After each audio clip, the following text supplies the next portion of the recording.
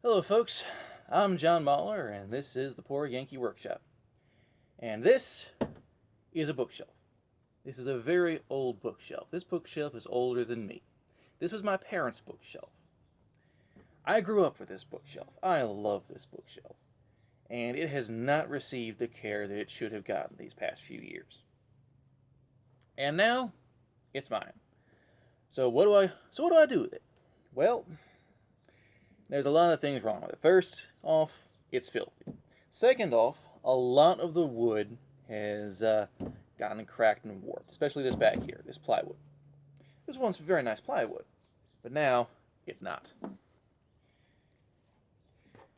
I don't know how well it comes through in the video, but bits of it have warped, and the staples that are used to secure it in place, some of them have popped out. Now, in a perfect world, I would take a piece of plywood, cut it to fit perfectly, and just replace it. Unfortunately, I live in a world where I get all my material from salvage, and I do not have a piece of plywood right now that I could use to replace this. Now, it's not nice plywood, but it's still strong, it's still usable, it's still good for what it needs to do.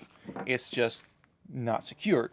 So what I'm going to do here is, I take this little nail and this little hammer, and I just put it back in place.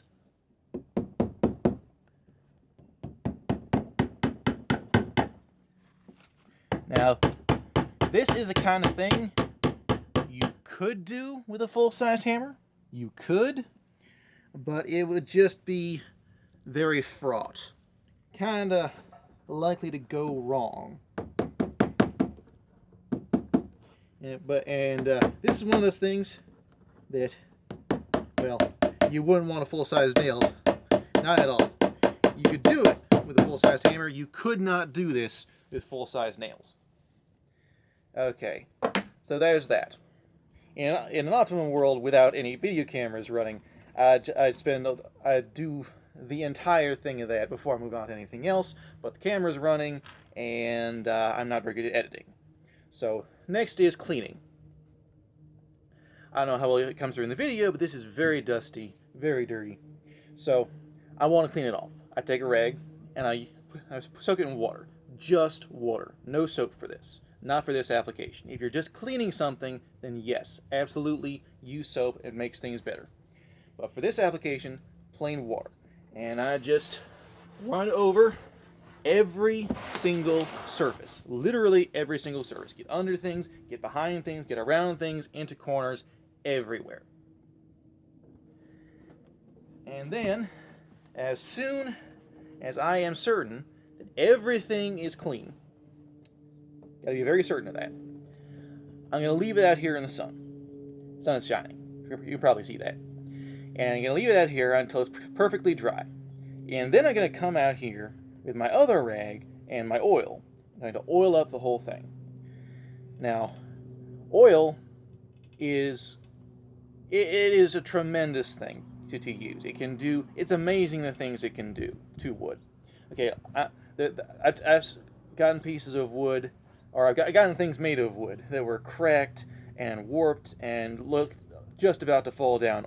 Clean them out, oiled them up properly, and the oil soaks into the pores of the wood. And the wood just, it's like it takes on a new life.